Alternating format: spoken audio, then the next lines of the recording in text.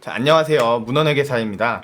오늘은 공인회계사 시험 제도에 대해서 좀 말씀을 드리고 싶어요. 회계사라고 하면은 줄여서 CPA라고 많이 부르죠. 오른쪽 마크에서도 나오듯이 이제 Certified Public Accountant라는 이런 영어의 약자 CPA라고 부르고요. 제가 20학번이잖아요. 물론 이제 대학원 학번이긴 하지만 그래서 같은 20학번들 보고 좀 안쓰럽게 생각해서 오늘 20학번이 대면으로 못 받고 동아리 활동도 이제 적극적으로 이제 못 하잖아요. 선배들한테 얻는 정보가 좀 많지 않은 것 같아요. 대학교 들어와서 이제 뭐 준비해야 되는지 이제 이런 정보가 거의 없거나 아예 없는 그런 친구들도 많은 것 같아요. 그래서 그런 친구들한테 저는 이제 특히 이제 문과 같은 경우에는 더욱더 이제 과감하게 이제 공인회계사 시험을 준비해보라고 이제 추천을 드리고 싶거든요. 그러면 이제 듣는 분들이 내가 왜 그것을 준비해야 되는데 왜 추천하는 거예요? 라고 이제 생각을 많이 하실 수도 있는데요. 그래서 제가 좀 구미가 담길 만한 CPA 장점들을 몇 가지 말씀드리려고 이렇게 합니다. 꼭 이제 20학번들이 아니더라도 한번 준비해보는 거는 추천을 드립니다. 자, 생각하는 이제 몇 가지 장점들이 일단 첫 번째로 이제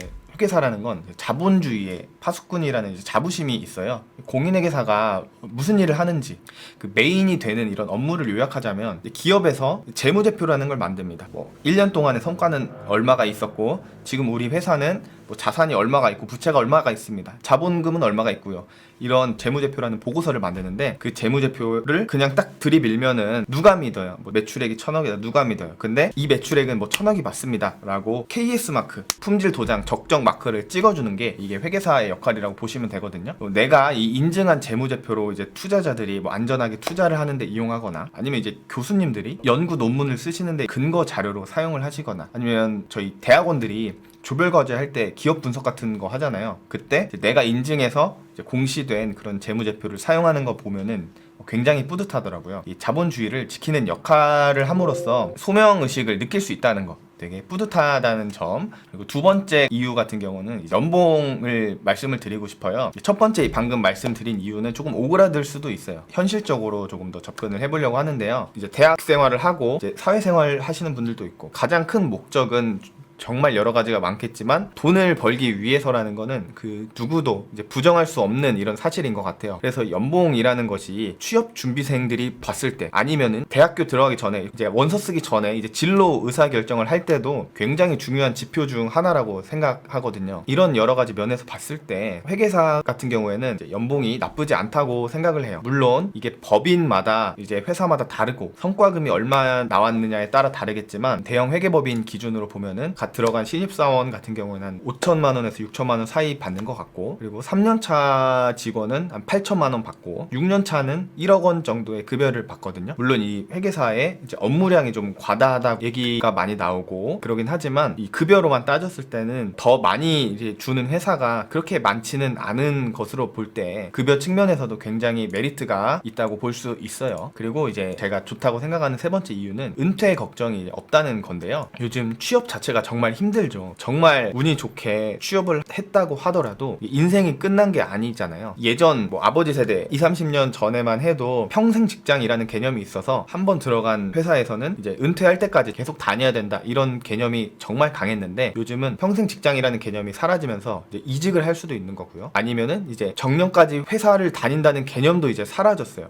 이직이 아니라 그냥 퇴사를 하고 자영업을 할 수도 있고 그리고 심지어 정년까지 회사를 다닌다고 해도 평균 수명이 길어지면서 은퇴 이후의 삶도 이제 생각해야겠죠. 어디서 돈 버나. 근데 이제 공인회계사 같은 경우에는 현재 다니고 있는 회계법인이나 아니면 다른 회사에서 이제 퇴사하더라도 이제 개업을 할 수 있다는 게 굉장히 큰 장점이라고 생각해요. 저도 회계법인을 다니다가 이제 퇴사하고 지금 개인 사무실을 운영 중인데요. 개업한 전문직 같은 경우에는 죽을 때까지 일을 할 수 있다는 점, 은퇴가 없다는 게 심리적으로 든든하게 다가오는 것 같아요. 마지막 네 번째 같은 경우에는 여러분들한테 설명드리고 싶은 가장 큰 이유인데 합격하지 못했을 때 이제 플랜 B가 있다는 거예요. 물론 이제 준비한 시험을 합격하게 되면 이제 더할 나위 없이 좋고 행복하겠죠. 근데 이 시험은 합격이 안 되더라도 이 준비했던 이 시간들이 헛된 시간이 돼버리는 게 아니에요. 이 지식이 취업을 하는데도 도움이 되고 아니면 학교 전공 공부하는데 도움도 되고 대학원을 가고 싶다. 대학원 가기 위한 이런 지식에도 도움이 되고 아니면은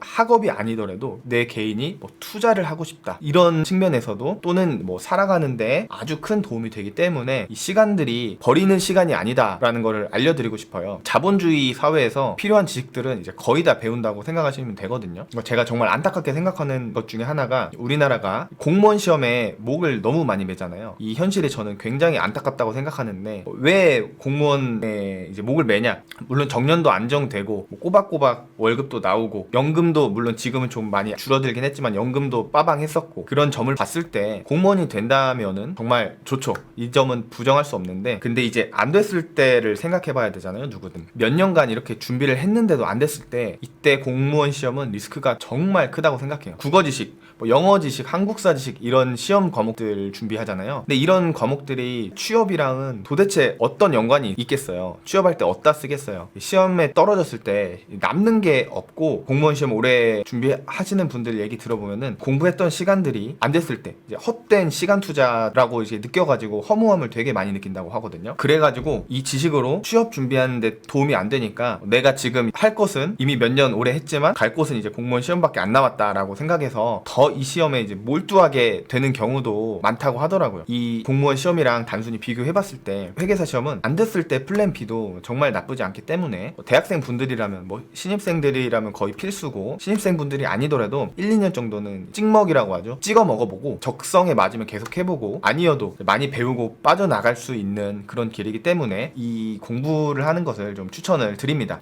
제가 회계사라는 직업에 대해서 여러분들에게 팔아봤는데 좀 팔렸나요? 흥미가 조금 생기셨나요? 그러면 저와 같이 시험 제도가 어떻게 이루어져 있는지 같이 알아보도록 하겠습니다.